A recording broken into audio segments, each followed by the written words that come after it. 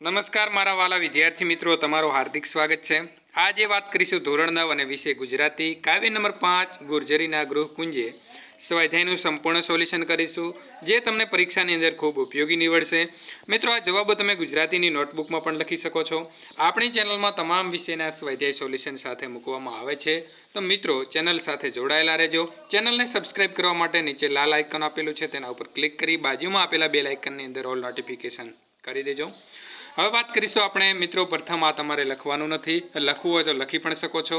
કાવ્યનું નામ છે ગુર્જરીના ગૃહકુંજે, સાહિત્યનો પ્રકાર છે ગીત, લેખક છે ત્રિભુવનદાસ પુરુષોત્તમદાસ લોહાર, એમનું ઉપનામ છે સુંદરમ। આ કાવ્ય શેમાંથી લેવામાં આવ્યું છે તો મિત્રો વસુધામાંથી લેવામાં આવેલું છે। આ પ્રકારની માહિતી જે છે મિત્રો પરીક્ષાની અંદર ઘણી વખત પ્રશ્નો પૂછાતા હોય છે। ત્યાર પછી મિત્રો શબ્દ સમજૂતીની વાત કરીશું। તો સમાનાર્થી શબ્દો જે છે એ પ્રથમ જોઈશું આપણે।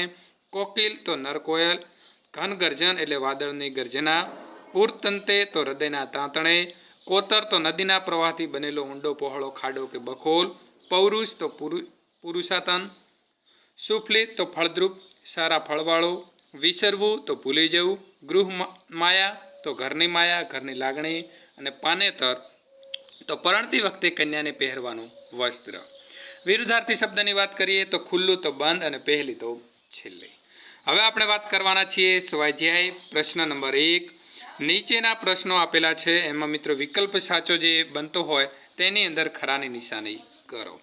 પહેલો પ્રશ્ન છે, ગુર્જરીના ગૃહકુંજે કાવ્યમાં કવિને કેવો અનુભવ નથી થયો? તો સાચો જવાબ આવે છે સી, ભર ઉનાળે તાપ્યા અહીં સગડીએ એ અનુભવ એમને નથી થયો, એટલે પહેલાનો સાચો જવાબ આવશે સી। પ્રશ્ન નંબર 2, આંખ અમારી ખુલી અહીં પહેલી કહીને કવિ શું કહેવા માંગે છે? તો સાચો જવાબ આવે છે ડી, અહીં જ જન્મ થયો હતો। ત્યારબાદ પ્રશ્ન નંબર 3, જીવનની સફળતા નિષ્ફળતાનો ઉલ્લેખ ક્યાં જોવા મળે છે? તો સાચો જવાબ આવે છે સી, જીવન જંગે જગત ભમ્યા। ત્યારબાદ પ્રશ્ન નંબર 4, જીવનરૂપી યુદ્ધમાં કવિ ક્યાં ભમ્યા હતા? તો સાચો જવાબ આવે છે ડી, જગતની અંદર ભમ્યા હતા। ત્યાર પછી પ્રશ્ન નંબર 2, નીચેના પ્રશ્નોના 2-3 વાક્યમાં ઉત્તર લખો। પહેલો પ્રશ્ન છે, કવિનો પ્રારંભના જીવન માટેનો પહેલો અનુભવ શું હતો? તો જવાબ આવશે, કવિનો પ્રારંભના જીવન માટેનો પહેલો અનુભવ હતો કે ગુર્જરીના ગૃહકુંજે એમનો જન્મ થયો, અહીં પાપા પગલી માંડી, એમના યુવાનની વાદળી પણ અહીં જ વરસી હતી, એમનું યૌવન પણ અહીં જ પાંગર્યું હતું। પ્રશ્ન નંબર 2, ગુર્જરીના ગૃહકુંજે કાવ્યના આધારે કવિનો વતન પ્રેમ વર્ણવો। જવાબ આવશે, કવિનો જન્મ પણ અહીં જ થયો હતો, તેમનું બાળપણ અહીં જ વીત્યું, વતનમાં જ 3 ઋતુનો અનુભવ કર્યો, તેમજ ખેતરોમાં ડુંગરોમાં કોતરોમાં ઘૂમ્યા, નદીમાં નાહ્યા, વળી આ જ વતનમાં આનંદ કિલોલ કર્યો, અનેક સુખ દુઃખ આવ્યા, જગત આખું ફર્યા, પણ વતન જેવું સુખ ક્યાંય મળ્યું નથી, ગમે ત્યાં ગયા પણ કવિ વતનની માયાને ક્યારેય ભૂલ્યા નથી। આમ કાવ્યની દરેક પંક્તિમાં કવિનો વતન પ્રેમ દ્રશ્યપાઠ થઈ રહ્યો છે। પ્રશ્ન નંબર 3, નીચેના પ્રશ્નોના 7-8 વાક્યમાં ઉત્તર લખો। પહેલો પ્રશ્ન છે, તમારા બાળપણનો એકાદ અનુભવ તમારા શબ્દમાં લખો। તો જવાબ આવશે, હું 12 વર્ષનો હતો ત્યારે મારા ભાઈ બહેન સાથે ચોમાસું માણવા માણાવદર ગયો હતો। માણાવદર ગામ પ્રકૃતિની ગોદમાં ફૂલ્યું છે। ગામની નજીક નદીમાં નાહ્યા, તેમજ ત્યાંના બગીચામાં ગુલાબ, મોગરો, ચમેલી, ચંપો વગેરે રંગબેરંગી ફૂલોની સુગંધ જામતી હતી। બોર, શેતુર જેવા અનેક ફળો હતા। શેરડીના રસને ઉકાળીને ગોળ બનતો હતો। અમને પણ રકાબીમાં ગરમ ગરમ ગોળ ખાવા આપ્યો। વાડીમાં હરણ તેમજ સસલા નાચતા કૂદતા હતા। ગાયો અને ભેંસો છાયે ઊભી હતી। તો મિત્રો આ પ્રકારે તમે જવાબ લખી શકો છો। તમારો જો બાળપણનો અનુભવ અલગ હોય તો એ તમે જાતે લખી શકો છો।